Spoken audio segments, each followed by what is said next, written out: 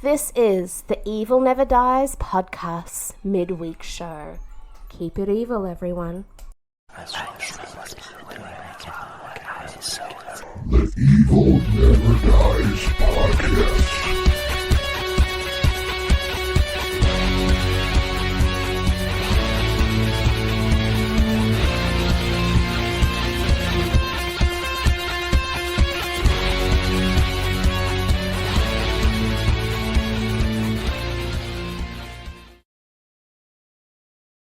What's up, evil ones? Welcome back to the Evil Never Dies podcast midweek show.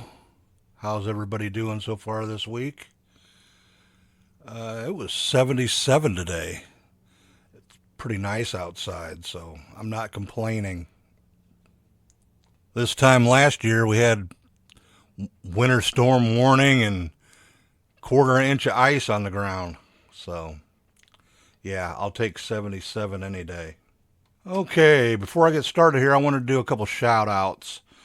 First off to viewer, listener Barbara Ann Wright from up in Minnesota. She won a trivia quiz that we had in the Evil Ones group, and she got sent a sticker pack, so I hope she liked that. And she also bought a couple of shirts.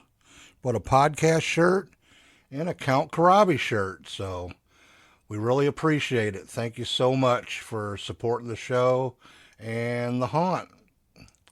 Next, wanted to congratulate our very good friends Jerry and Tracy Pauley. They recently moved to Florida and they finally got moved in and are official Floridians now. So congratulations, guys. Appreciate all you've done for us, for sure. So if you would, check their podcast out, Hillbilly Horror Stories. They do a really good job on their show. I've been listening to them since 2019, so that's how I got to meet them guys, actually. So, all right. Way back in season 1, I think it was episode 37 or something, I covered the band Carnivore and their second album, Retaliation. So for this midweek show, I'm going to be covering their debut album, their self-entitled album, Carnivore. Now, if you haven't listened to that episode, Carnivore is an American crossover thrash band from Brooklyn, New York, founded in 1983 by singer and bassist Peter Steele. Most of you know him from the band Typo Negative.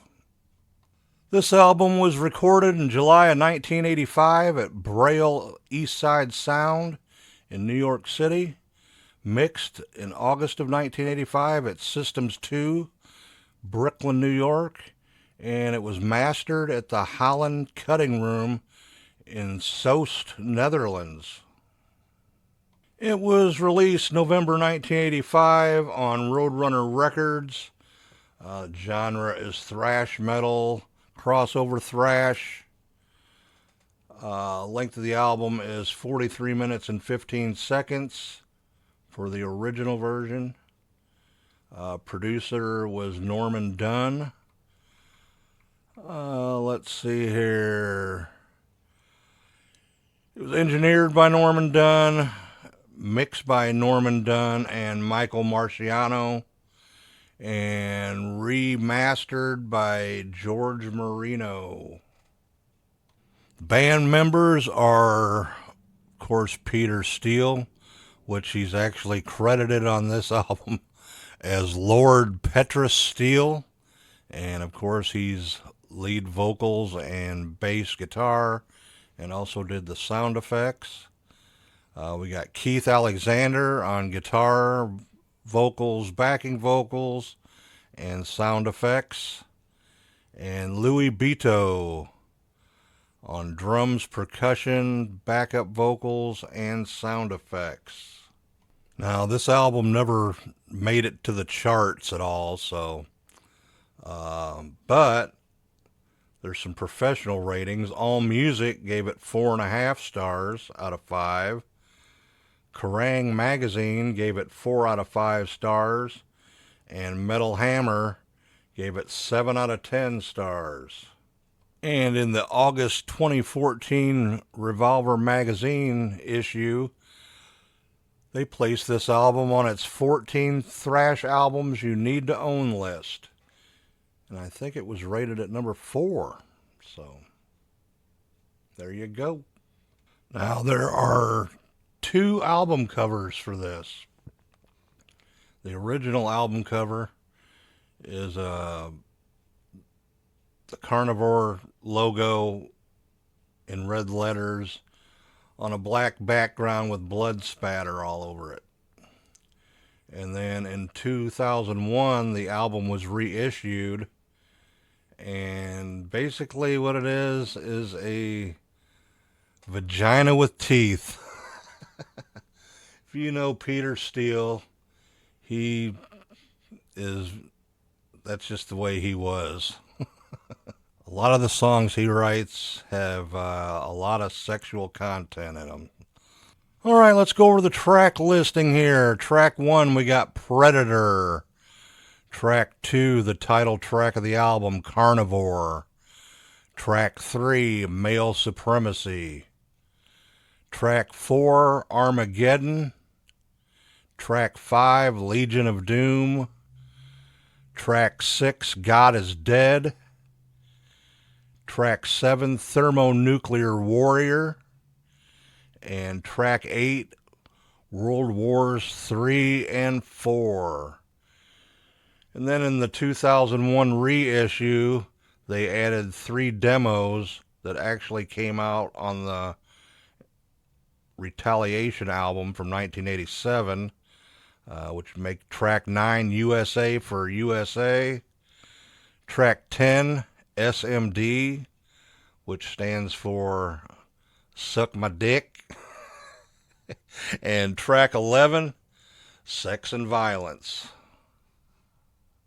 And that is the track listing for Carnivore's debut album.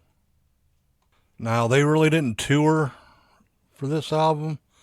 They mostly supported national acts at venues in the New York City area. Probably the most renowned one is L'Amour. Lots of acts have played there, so they were opening acts for a lot of them, like Anthrax, Twisted Sister, like the Cro-Mags, stuff like that. And then they played a couple of shows with Venom and Overkill at the Ritz in New York City also. So, no big touring schedule. They stayed close to home in the Brooklyn area.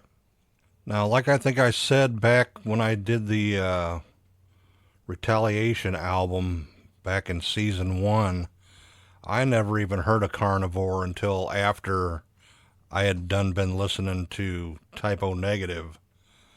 So I never heard these guys until probably 93, 94 maybe. And when I listened to it, it was like, this sounds nothing like Typo Negative. And it doesn't. It's definitely got that crossover punk thrash sound to it. So, yeah. And I actually, the song Male Supremacy came up on my Apple today. So I listened to the whole thing over again. And here we go. But I'm going to give this a 3 out of 5 devil horns for sure. It's not the greatest album. It's decently produced for being a debut album. So, yeah, I'll give it 3 out of 5. All right, that's all I got for Carnivore's debut album. Thanks for watching and listening. Check us out on all the social medias. Join the Facebook group, The Evil Ones. And what are we doing Sunday? I think we're going to do another Hammer Dracula film, so stay tuned for that.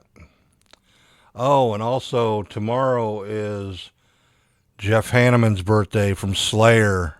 He would be 60, so by the time you're listening to this, he would have been 60. Such a loss, man, of that guy. Awesome guitarist. Big influence in the thrash music scene, so anyway, that's all I got. And stay evil, everybody.